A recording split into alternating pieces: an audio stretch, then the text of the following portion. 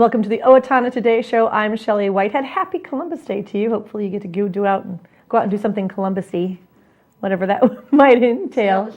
Sail a ship. There you go. It's a beautiful day for that. I want to thank you so much for joining us right here on the Owatonna Today show, where you can see us 6 days a week right here on Charter Channel 8 several times throughout the day. But if for some reason you're out and about sailing your ship and you miss us, you can always check us out on the internet. We are on YouTube, blip.tv, and of course, Facebook. And what I love about Facebook is when you like us on Facebook, Leanne automatically uploads the most recent episode right to your newsfeed, so it's easy for you to find out what's going on in your community. We're always looking for new ideas right here on the Owatonna Today show. If for some reason you do go out on a ship and would like us to know about it, let Leanne Alt know. Her number is 390-5751, or you can send us an email at owatonnatoday@charter.net and let us know what's going on in the community in your area, so maybe we can get it on the air and have some fun that way as well. A great show for you today. For the first time in 10 years, the city of Owatonna is asking for an operating levy. And so we're going to talk about that and what that means for you. So please stay with us. We'll be right back right here on the Owatonna Today show. Hi, I'm Jody Voisin with the staff at Fairview Animal Medical Center, your other family doctor. Fairview Animal Medical Center is a proud supporter of the Owatonna Today show. If clothing catches fire, stop, drop, and roll. If your clothes catch on fire, do not panic and run. This only fans the fire. Stop where you are, drop to the ground, and roll over and over to smother the flames. Cover your face with your hands to protect your eyes and your throat and lungs from the burns. This has been a safety tip from the Owatonna Fire Department. The Owatonna Foundation's mission is to support community progress, and the Foundation has been doing just that since 1958 in the Owatonna community. By issuing over $11 million in grants, the Owatonna Foundation has helped organizations fulfill their goals in the areas of community, recreation, the arts, and education. Please consider a tax-deductible donation, a memorial, or possibly including the Foundation in your estate planning so that together we can continue to make a positive, lasting impact in our community. Preserving the past, building the present, funding the future, that is what your Owatonna Foundation is all about. Hi, my name is Dave Olson and I'm with R&K Electric, where we provide power to the people. We're proud supporters of the Owatonna Today show. And we are back with the Owatonna Today show. I have with me Pete Grant, Don McCann, and Mark Sebring. These gentlemen are here to talk to you today about some questions you might have regarding the levy that's coming up. So what we're going to do first, gentlemen, if you don't mind, is go ahead and have you introduce yourself and tell us a little bit about you and what you do here in the community. Well, I'm Peter Grant, interim superintendent here at the school district. I've been here before from 91 to 2002 as an assistant principal at the high school. I've been a superintendent now for 11 years and love it. It's really it's a great job. It's a challenge. It's a great, challenging job. Good, good. And I'm Don McCann. I'm employed at Viricon. I'm the Director of International Sales for Viricon. Been on the school board for a number of years. Currently I'm the board chair. And grew up in Owatonna, graduated from Owatonna High School, and left and came back to Owatonna. Good, good. I'm Mark Sebring. I grew up here in Owatonna, graduated from OHS. I went to the University of Minnesota. I'm a financial advisor, and I was elected to the board just this past year and started in January. Well, gentlemen, you are about to embark on an amazing journey that actually hasn't happened in 10 years, and that's kind of, I think, a good place to start. Let's start with what we're asking for. Well, let's define a levy. Can we do that? Let's start with defining a levy. What we're asking the public to do is approve an operating levy, which means that we're going to ask for a tax increase, and we need those dollars for operations, so that gives the board the discretion of how to use those dollars, whether it's for purchasing people, purchasing services, and so forth. And it'll be a 7-year vote, which means that should the public approve this on November 5th, we would not begin collecting those new dollars until July 1 of 2014, and it would carry us through until January 30th of 2021. Now, we already have a levy in place. Correct. Right now. And so it's an increase to that current levy. Yes, it's an increase of $1.8 million. And we had our business department figure out what kind of dollars we thought we really needed to get us for 7 years. We were also concerned about the impact to the local taxpayer and how we could maybe make this more palatable for them. And we've come up with this plan that we think 1.8 million can carry us for 7 years, and so we need public support. And so the state, I know that we've covered this a little bit. The state has given us, for a while the state took away some of the money that they were giving to the schools. Well, not that they took it away, they held it back. They held it back, and now those funds are being given back to us. Correct.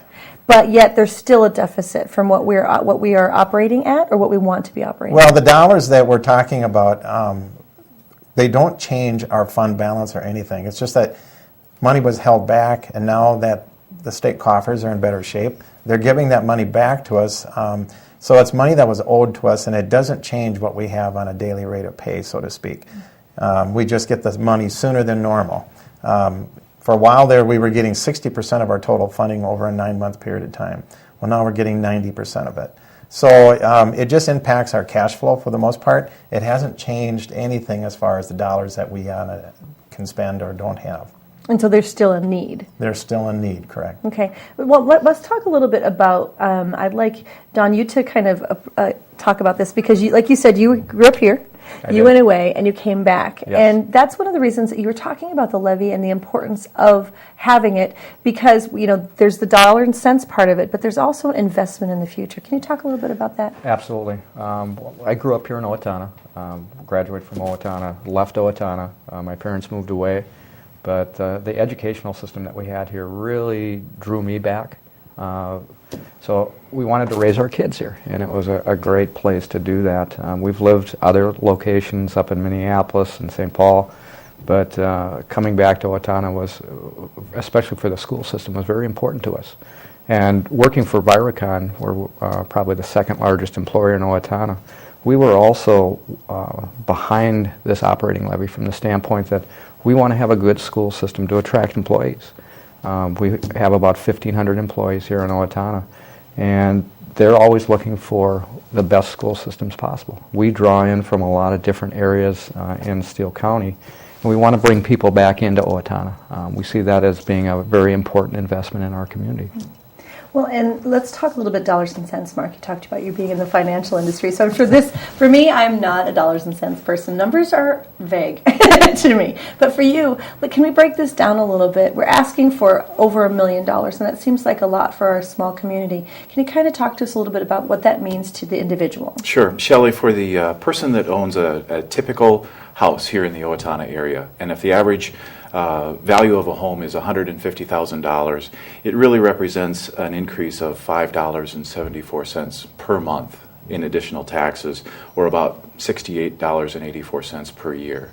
So while it clearly has an impact on everybody, as Pete had mentioned, the goal was to identify that number that was enough to get us through, but not so much that we would cause distress to your typical taxpayer here in Owatonna.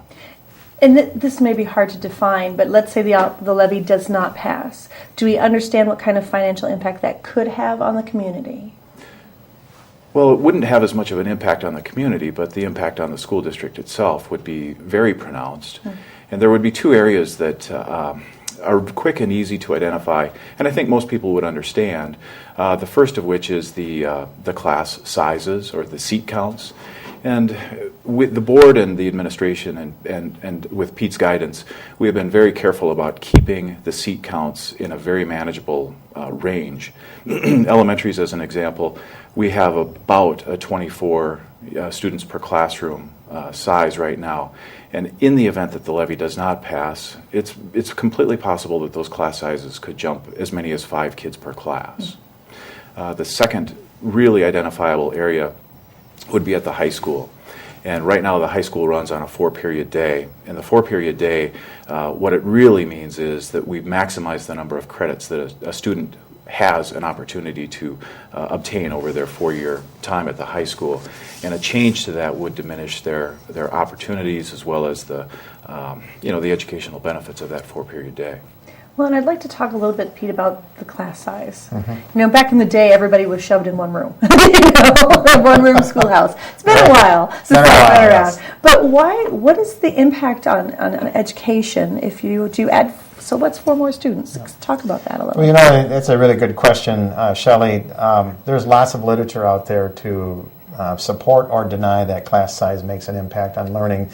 But the real key factor is today, our teachers are spending time helping individual learning abilities for our kids. So, you go from a class, let's say 22, 23 kids, and you add 4 or 5 more, it makes it just that more difficult to get to each one of those students and help them with their learning. And if you haven't ever been in a classroom, from the outside you're going, well, sure, what's 4 or 5 more kids? But our classrooms aren't that big to begin with, and they're filled with lots of stuff for the kids to be learning with. And as you put more and more kids into a room, there's all kinds of issues going on: space, noise, concentration abilities, and the simple fact of a teacher trying to teach to individual students so that they can reach their optimum learning ability. And even with what we have today, it's a challenge for our classroom teachers. And I would ask that anybody who doesn't believe that, just come in and step into one of our classrooms. But the challenge would be that if we had to increase those seat counts, it just makes it really more difficult, especially for that student that's probably struggling a little bit and might not get the same attention that student needs if there were less kids in the classroom. And that's really what it comes down to, is meeting the needs of those individual kids who are really struggling or who are really flying high. And you can't do that just because there's so many kids to address. And that's such a fascinating topic to me, because we went from the one room schoolhouse, there you go, and where you kind of just tried to teach as best you can. Then you went into the 50s to the 70s where you just taught everybody the same thing. Right. And now we understand that kids learn different paces, kids learn different styles, and to try and be able to reach that in each classroom is really important. Yep. And that's what really makes the difference with, the number of kids in a classroom. I mean, when you think about our kindergarten kids, we really try to hold that down between 19 and 20, just because that's their first exposure to learning, and we really want to have them have a lot of attention. And as those kids progress through each grade level, we do incrementally increase the number of kids, but our targets for K-3 are really to keep it in the low 20s, because that's, the early learning is where the most critical part begins. And even though we struggle with that at this particular time, if the levy does not pass, we don't have any choice but to reduce our budget, and reducing our budget is tied to people. Especially in an education format, because right. you either affect the students, the teachers, and then the community, because it does have, we talked a little bit about a ripple effect. Correct. Yeah. Yep. And the hard part right now is that we need to get the message out to the public. As we were kind of talking earlier, how many people in the community actually have kids in our school? About 20 to 24%. We can't just have those people supporting us, because a good, healthy school system, like Don alluded to, really does impact a healthy community. Well, I'd like to talk about that. So what we're going to do is we're going to take a quick break. Then we're going to come back and we're going to talk a little bit more about this, because I do want to address that. I want to actually spend a little bit more time on how the levy can impact those people who do not have kids, maybe not even grandkids in the system, so we can talk about that. So if we can do that in just a minute? Sure. All right, we will be right back. Please stay with us right here on the Owatonna Today Show. Hi, my name is Dave Efforts with TPS Insurance. We're here to handle all your insurance needs. We are a very proud supporter of the Owatonna Today Show.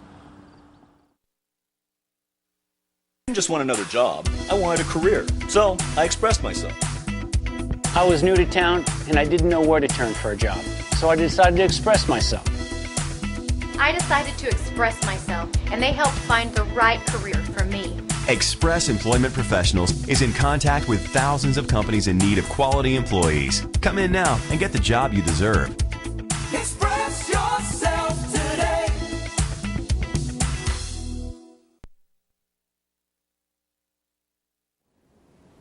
Coda Living Community and Park Place Senior Living are Owatonna's premier living communities for seniors.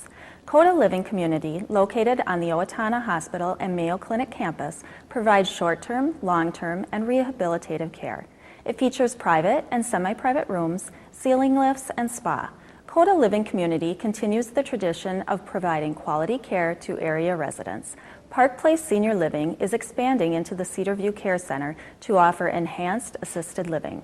For more information, please call 507-446-4946.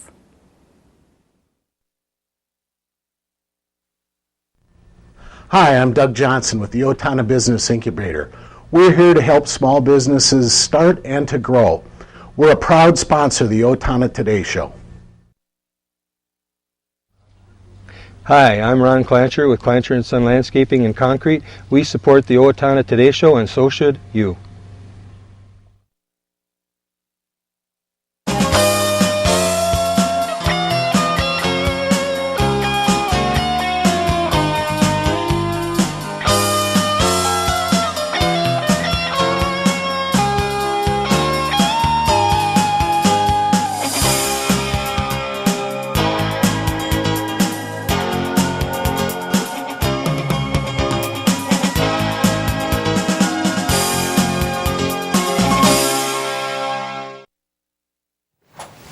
And we're back with the Owatonna Today Show. We were actually just watching the ads, and Ron Clancher is a former teacher here, and the impact, and you actually have stories from your kids and the impact that teacher had on you. Absolutely. Yeah. There's a lot of teachers that stay in Owatonna, too, that have had a huge impact. My daughter was in this class, and she came home one time with a white rat for the weekend. She won the opportunity to have that. So. They were Everybody was just so excited to have it, and it got lost in the house. In your house? Yes, we did. We did find it.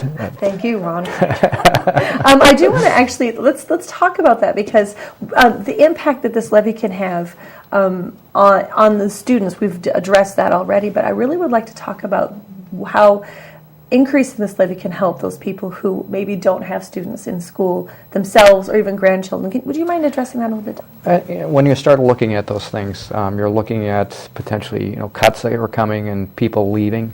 That impacts property values. And again, I think as you have a strong school system, if we vote for this levy and we start increasing the choices that the students have, it really impacts the businesses in the community, because they're looking to try and attract individuals to come to the community, whether that's Federated or Viricon or Wenger, or any company. So having a strong school system helps in terms of property value, because people want to move to the community. They want to come here and be a part of it. We're kind of a transient society right now, and we want to try and bring people back into Owatonna and try and be kind of, if you will, a regional hub for schools.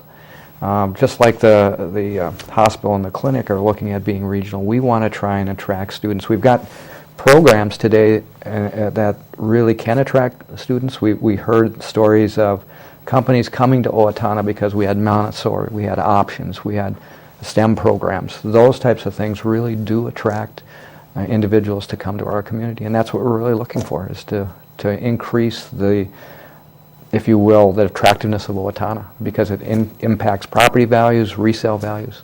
So even though you may not have kids in there, and so, as a parent, I know that by voting for the levy, I have an immediate impact. It helps my children this next year. Absolutely. But for someone who doesn't have that, it actually can also make their community a better place. It absolutely can. And when you start looking at the school district as a whole, we have a lot of human capital. And if we have to let people go, that impacts the community. There isn't someone spending their money downtown Owatonna. So both from a property tax standpoint, both from a sales retail standpoint, it is an important part to be active in the community. In fact, Pete's told me I think the school district's the 5th largest employer in Owatonna. So it does impact our community. Wow. That's interesting to know, and that's the kind of information that it needs to get out. And I wanted to talk to you a little bit, Mark, about people who have questions probably that I don't know, that I can't come up with because of my time in life. I have kids in school. I think this is a great thing. I've seen it be a good thing for the community, but there might be some questions people have that I can't think of, and I think you guys are trying to reach out and address those questions. Yes, and probably one of the most frequent questions that we hear, because we're trying to talk to the service clubs and the churches and as many different organizations as we can. But one of the recurring questions that pops up is, where do we stand? For instance, where do we stand even in the Big Nine Conference relative to our spending per student compared to the rest of the schools in the Big Nine? Interestingly enough, Owatonna has the lowest cost per student. We spend the least per student compared to any of the schools in the Big Nine. And even if the levy passes, it's not as though we're going to jump up. We only jump up to the second to the last in terms of spending per student. But I think we feel really good. I think as taxpayers in the community, we almost think of ourselves as investors in the education of these kids as well. And when we stop for a second and think that these are the kids that make decisions about our Social Security and about how our government works and how energy efficient our cars are, these sorts of things. This really is an investment that has great paybacks for us. But if people have more questions that maybe we haven't been able to address here today, you are going to have opportunities to talk to them about those things. I would say that the best place for more information on that is the Owatonna Public Schools website. Okay. And there are links that outline the upcoming meetings, dates, locations, and times. Good. And how about, Don, how many different meetings do you have, or do you know, Pete? Well, we're going to have two more meetings officially at the boardroom on 5:30 today, October 14th, before the official board meeting, and then on the 28th again at 5:30. The support committee is going to be there also at both meetings. I'm also going to be at Cornerstone Church. We're going to be talking to the Senior Center, Women's Organization of Owatonna. We'll go talk to cows in a stanchion if we have to. Cows can't vote, though. Yeah, but they'll listen.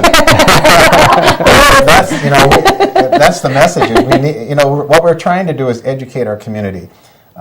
Sure, we want everybody to vote yes, but there are some people who are going to vote no because they can't afford it. We can live with that. It's those who don't know why they're going to vote or choose to vote because they didn't like the school district or whatever it is. We have to change that because, as Don alluded to, we are part of the community fabric, and this impacts the entire community.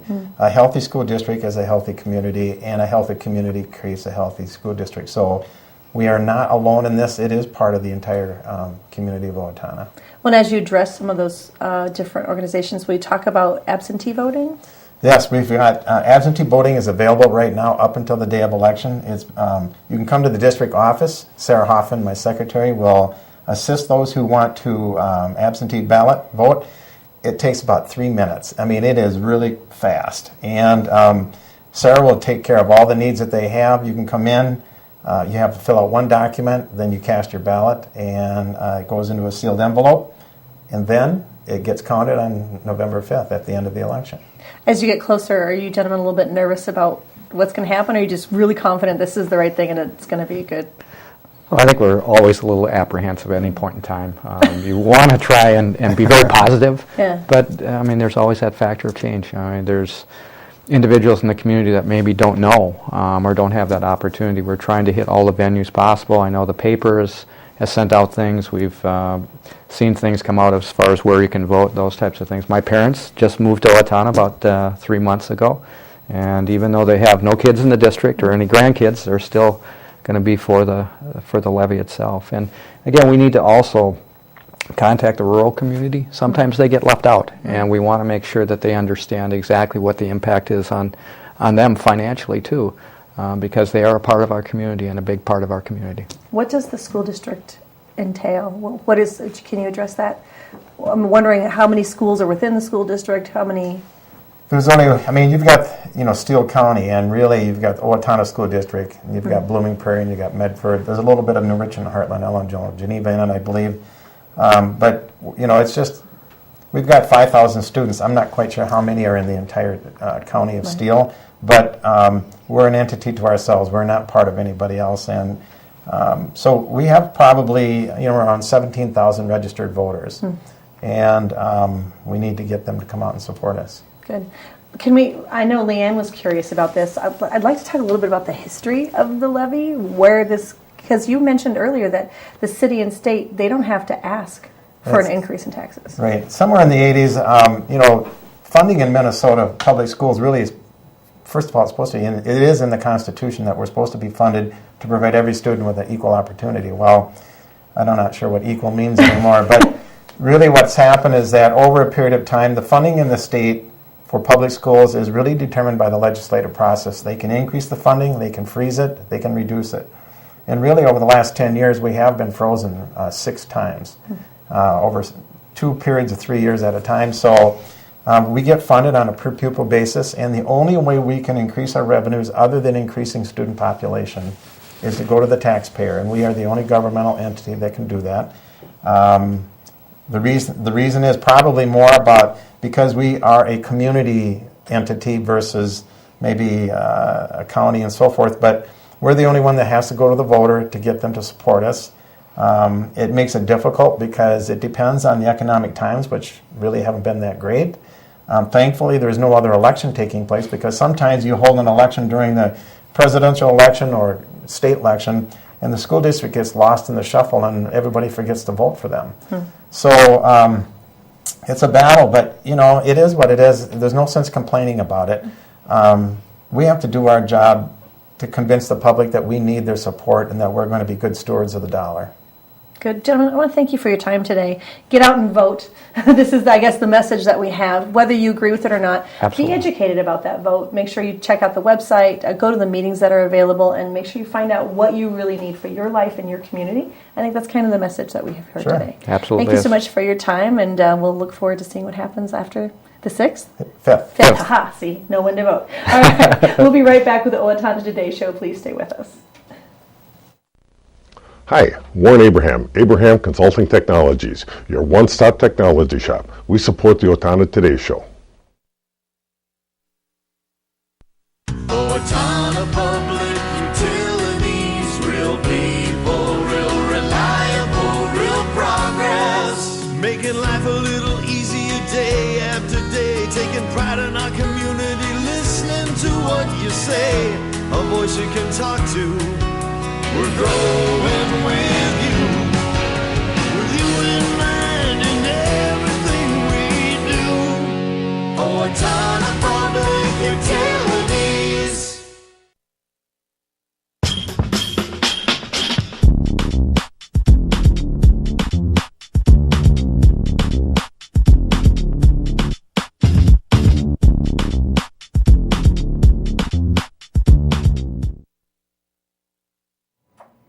And we're back with a quick look at your community announcements. You know that junk drawer, all that stuff you have in there that you just don't really know what to do with? Well, the time has come. It's Fall Recycling Day with this for Steele County and area residents. It's Saturday the 19th from 9 a.m. to 1 p.m. at 1010 Hoffman Drive in Owatonna. Everything from batteries, fluorescent lamps, thermostats, TV monitors, passenger tires, tractor tires, all those things that you're not quite sure what to do with maybe. This is an opportunity for you to take it to one place and get it recycled. There is a cost for many of them, but for free they will take covered electronic devices such as printers, laptops, hard drives, and keyboards, mouse, little mice. It says mouse, I guess. Mises. Circuit boards, e-scrapped. They will also be doing some document shredding, so all those piles of paper. This is a one-stop shop for you to go, get stuff taken care of, and free oil recycling. If you're one of those do-it-yourselfers and like to do change your own oil, this is a great opportunity. So really consider doing this. It is thanks to Retrofit Company, again, Saturday the 19th from 9 to 1 at 1010 Hoffman Drive. It's Pet Adoption Day also on that same day. The Steele County Humane Society is holding their Adoption Day from noon to 2 at the Owatonna Hometown Motors. It's 1125, South Oak. If you want more information, you can contact the Steele County Humane Society at 507-451-4512. And the Steele County Historical Society, along with help from veterans, is organizing a Veterans Roundtable. It's an organizational meeting set for Tuesday, October 22nd at 7 p.m. at the Steele County Historical Center, and it's a commitment to illustrating our local military history in the area. So check that out and be a part of that. Again, you can call 451-1420 for more information. Thanks so much for joining us here on Columbus Day. We'll see you on Wednesday. Have a good week.